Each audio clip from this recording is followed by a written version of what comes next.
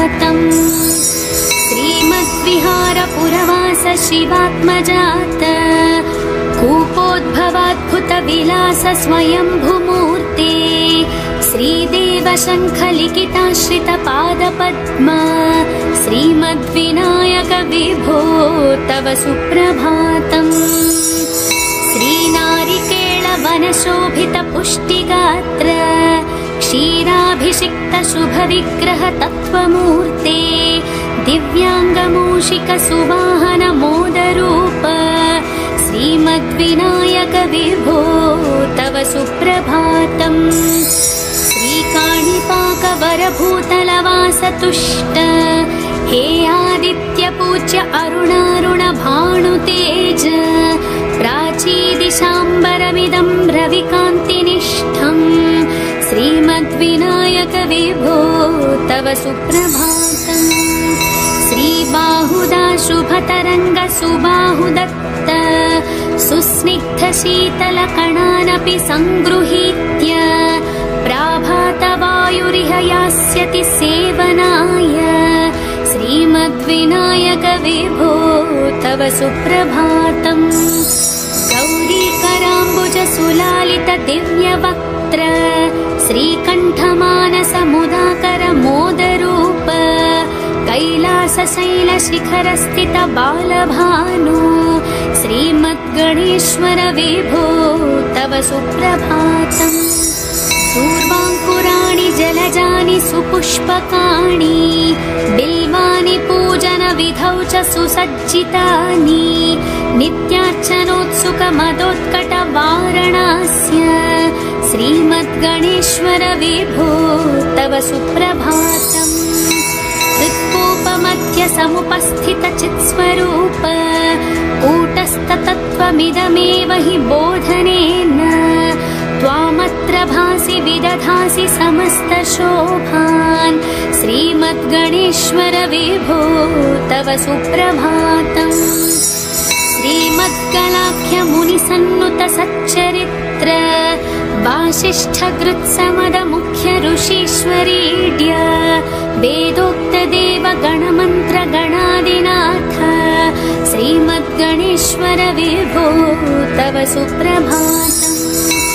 ऋग्वेदकीर्तितगणाधिप ज्येष्ठराज त्वं ब्राह्मणस्पतिरिति प्रकटीकृतोऽसि आथर्वशीर्षमनुमन्त्रित दिव्यमूर्ते श्रीमद्गणेश्वर विभो तव सुप्रभातम्।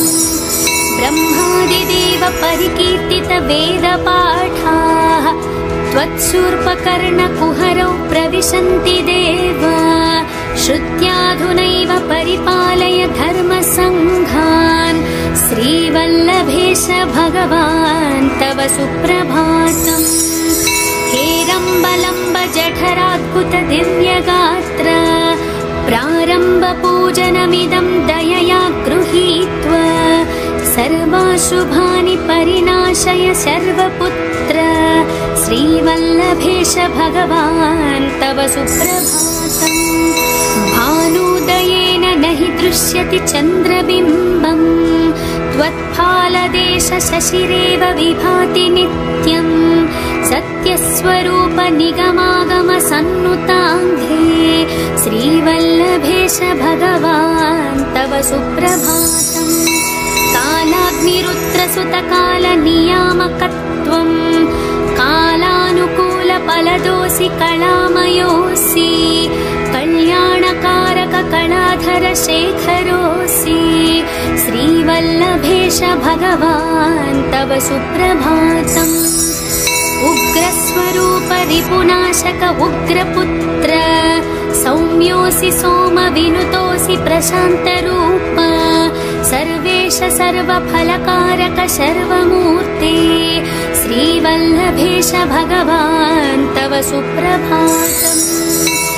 दारिद्र्यदुःखभयभञ्जन दक्ष स्वामिन् तारुण्यविग्रह धनादिफलप्रदायिन् लावण्यमञ्जुलकलान्वित रञ्जितास्य हे विघ्ननाथ भगवान् तव सुप्रभातम्।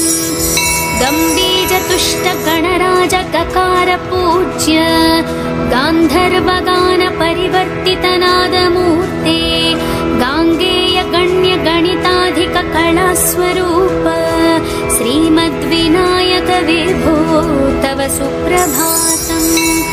मूलादिचक्र निलयाच्युत योगमूर्ते त्वामादिदेवमनुचिन्त्य तरन्ति भक्ताः रागादिदोष परिहारक वेदवेद्य हे विघ्ननाथ भगवान् तव सुप्रभातम्। लक्ष्म्यादिशक्तियुत शक्ति गणेश्वरोऽसि दिव्याक्षरोऽसि शुभमन्त्र विराजितोऽसि तन्त्रादिभिर्नुत नतेष्टद वल्लभेश हे विघ्ननाथ भगवान् तव सुप्रभातम्।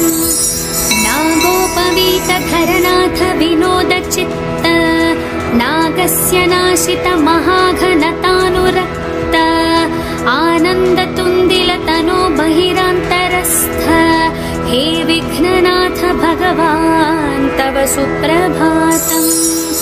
भद्रे भवक्त्र नवभद्रद भद्रतेज रुद्रप्रियात्मज मदद्रव शक्तियुक्त अद्रीशजा मधुरवत्सलतानिधान हे विघ्ननाथ भगवान् तव सुप्रभातम्। सर्वार्थसिद्धिफलदायक बुद्धिदायिन् विघ्नाद्रिवज्र परिपूज्य चतुर्थीकाले भद्रं पदं दिशसि भक्तगणार्थितोऽसि हे विघ्ननाथ भगवान् तव सुप्रभातम्। बालादिभव्य बहुरूपधरोऽसि देव चिन्तामणिस्त्वमसि सर्वफलप्रदोऽसि त्वन्नाम दिव्यमणिरस्ति जगद्धिताय हे विघ्ननाथ भगवान् तव सुप्रभातम्। हे काणिपाक गणराट् तव सुप्रभातम्। ये मानवान् प्रतिदिनं प्रपठन्ति भक्त्या तानेकविशन्ति कुलान् परिपालय त्वम् इत्थं वदन्ति विबुधा करुणार्थचित्ताः। ॐ श्रीकाणिपाकगणपति सुप्रभातं सम्पूर्णम्।